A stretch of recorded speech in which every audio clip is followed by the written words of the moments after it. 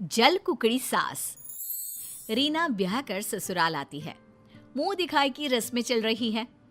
वाह कांता, तुम्हारी बहू तो बड़ी सुंदर है। हाँ भाई, चांद सूरज की जोड़ी है। अच्छा, अब नजर मत लगाओ, रात बहुत हो गई है। सब अपने घरों को जाओ, बहू को भी आराम करना है। रीना मन ही मन खुश हो रही है। उसे अपनी सास पर प्यार आ रहा था, जो उसकी इतनी तारीफ सुनकर प्रसन्नता से फूली न समा रही थी। सास में उसे माँ दिखाई दे रही थी। मेहमान जाने लगते हैं। तभी एक आंटी उसकी सास से कहती है, बात सुनो कांता, सुंदर बहू मतलब बेटा छू, इसलिए जरा इसे अच्छी तरह समझा कर रखना। अरे 2-4 दिन बीतने दो, फिर असली ससुराल का मतलब समझाती हूँ। इस तरह दिन गुजरते हैं। शादी के 1 हफ्ते के बाद, बहू, मुझे तुमसे कुछ जरूरी बातें करनी है। जी कहिए माँ जी। देखो, हमारे घर में नौकर रखने का रिवाज नहीं है। घर का सब काम हम खुद ही करते हैं। अब तुम आ गई हो तो आज से ये जिम्मेदारी तुम्हारी। रीना थी एक सीधी सादी और दिल की नेक लड़की। वो सास की चालाकियों को समझे बिना घर का पूरा काम अपने कंधों पर ले लेती है। अब वो दिन रात काम में लगी रहती। उसके पास इतना भी समय नहीं होता कि वो 2 घड़ी शांति की सांस ले, एक पल पति के साथ भी बिता सके। रात को थकन से चूर जब कमरे में आती तो पति देव मुंह फुलाए सोते मिलते। कल से इनके घर आने से पहले सारा कामकाज निपटा लूंगी। लेकिन सास को शायद उसका मन पड़ना भी आता था। इसीलिए तो विनोद के आने से पहले वो बहू को रोज किसी नए काम में लगा देती, जिस वजह से धीरे धीरे रीना और विनोद में दूरियां आने लगी। सुनिए जी, कल इतवार है, आपकी छुट्टी रहेगी, कहीं घूमने चले क्या? शक्ल देखिए अपनी, बढ़िया आई मेरे साथ घूमने वाली। पति का ये कटाक्ष वो सहन नहीं कर पाती और रोने लगती है। अरे क्यों रोकर मनहूसियत फैला रही है? सही तो कह रहा है विनोद, पहले अपनी सूरत देख, फिर कहीं जाने की बात कर। शादी के शुरू के दिनों में तो लेकर जाते थे, फिर अब क्या हो गया? तब तुम मेरी पत्नी थी, घर की नौकरानी नहीं। पति की बात सुन रीना हक्की बक्की खड़ी रह जाती है। उसकी जुबान से एक शब्द भी नहीं निकलता। वो तो अपने कम अकल पति को ये भी नहीं बता पाती कि इस घर को अपना मानकर सबके दिल में जगह बनाने के लिए वो अपनी हड्डियां घिस रही हैं। पति और सास की बातें उसे दुख तो पहुंचाती है, लेकिन वो रोकर खुद को कमजोर नहीं दिखाना चाहती, इसलिए एक नई सोच के साथ अपने मन को मजबूत कर लेती है। अगली सुबह, अरे बहू, उठना नहीं है क्या आज? चल जल्दी से नाश्ता दे मुझे। 2-4 आवाजों के बाद भी जब बहू नहीं आती तो सास उसके कमरे का दरवाजा पीट डालती है। क्या है माँ, छुट्टी के दिन तो कम से कम सोने दो। कमरे में लेटी रीना मन में मुस्कुरा रही होती है। इधर सास को हैरानी होती है कि तड़के उठने वाली बहू को आज क्या हो गया। अब रोज यही होने लगता है। रीना के मन में होता तो काम करती, वरना सब यूं ही पड़ा रहता। फिर वो पति के आने से पहले सज धज कर तैयार हो जाती। अब लग रही हो ना वही पहले वाली रीना।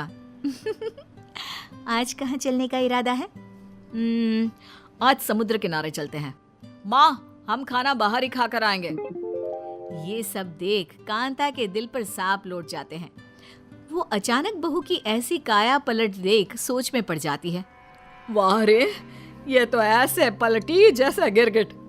चलो, वो तो अपना खून नहीं, पर बेटे ने भी माँ को झूठे मुंह ही सही साथ चलने को ना कहा।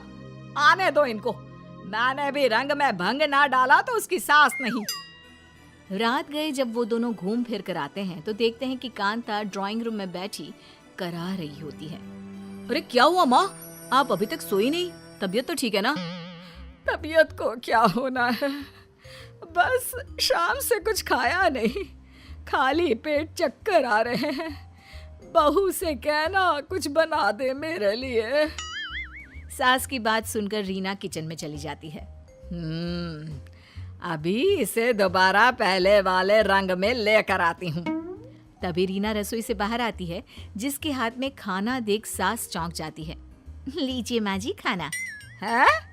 इतनी जल्दी बन गया? बनाया नहीं, होटल से लाई हूँ। मुझे पता था आपने कुछ पकाया नहीं होगा। देखा माँ, कितनी समझदार है तुम्हारी बहू। हैं?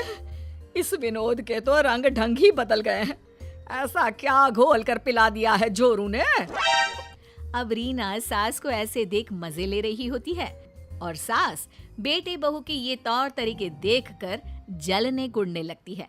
बहू जिसे बेटे के दिल से उतारने के लिए काम की भट्टी में झोंका था, जिसे मेरा बेटा कभी नौकरानी से ज्यादा कुछ ना समझता था, आज वही बहू उसके दिल पर राज कर रही है।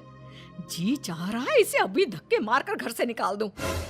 क्या सोच रही हो माँ? है? कुछ नहीं बेटा, कुछ नहीं। मैं बताऊं माँ जी आप क्या सोच रही हैं? अच्छा जी, तुम्हें ये भी पता है? बताओ बताओ। माँ जी का जी कर रहा है कि वो मुझे इस घर से निकाल दे।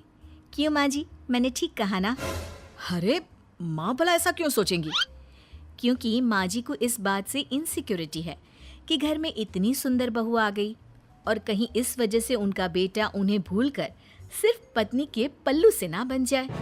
रीना की बात सुनकर कांता चौंक जाती है।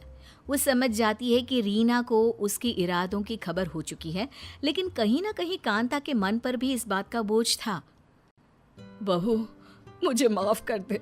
लोगों की बातों में आकर मैंने अपनी सुंदर, सुशील और सीधी सादी बहू का जीना दुश्वार कर दिया। मैं ममता में बहक गई थी, इसलिए तुझ पर सारा बोझ डालकर तेरे चेहरे का नूर खत्म करना चाहा। मुझे माफ कर दे बहू। सास की आंखों में पश्चाताप के आंसू आ जाते हैं, जिसे देख बहू और बेटा दोनों ही उसे गले लगा लेते हैं। रोइए मत माँ जी और माफी भी मत मांगिए, गलती किसी की नहीं है। लेकिन बहू तुझे ये सब कैसे पता चला? मैंने छिपकर आपकी और पड़ोसन आंटी की बातें सुन ली थी। वैसे माँ, सुंदर बहू लाने का अरमान भी तो आपको ही था ना? अरे तो क्यों ना लाती? घर में कोई तो मुझे टक्कर देने वाला होना चाहिए ना। तुझसे तो उसकी उम्मीद नहीं कर सकती। अच्छा, अब सास बहू एक होकर मुझे फंसा रही हो? इस बात पर सब हंसने लगते हैं, जिसके बाद रीना सबके लिए चाय लेकर आती है और अच्छे माहौल में हंसी मजाक के साथ चाय की चुस्कियों के बीच गुजरे दिनों की बात करने लगते हैं। जैसे मैंने बिना सोचे समझे बस बहू को विलन समझ लिया। अगर कोई दूसरी होती तो शायद मेरे बेटे को मुझसे कहीं दूर ले जाती। पर आज मैं भगवान का लाख शुक्र अदा करती हूँ कि मुझे ऐसी बहू मिली है जिसने इतना सब होने पर भी समझदारी से काम लेते हुए सब कुछ संभाल लिया। और आपको भी समझदार बना दिया है ना माँ? लेकिन अब सब ठीक हो गया है और अब हम हमेशा साथ रहेंगे। परिवार तो आखिर परिवार है, कैसी भी सिचुएशन क्यों ना हो। अगर हम गुस्से और जल्दबाजी में फैसले करने की जगह शांत रहकर समझदारी से काम लें तो सब कुछ मुमकिन हो सकता है।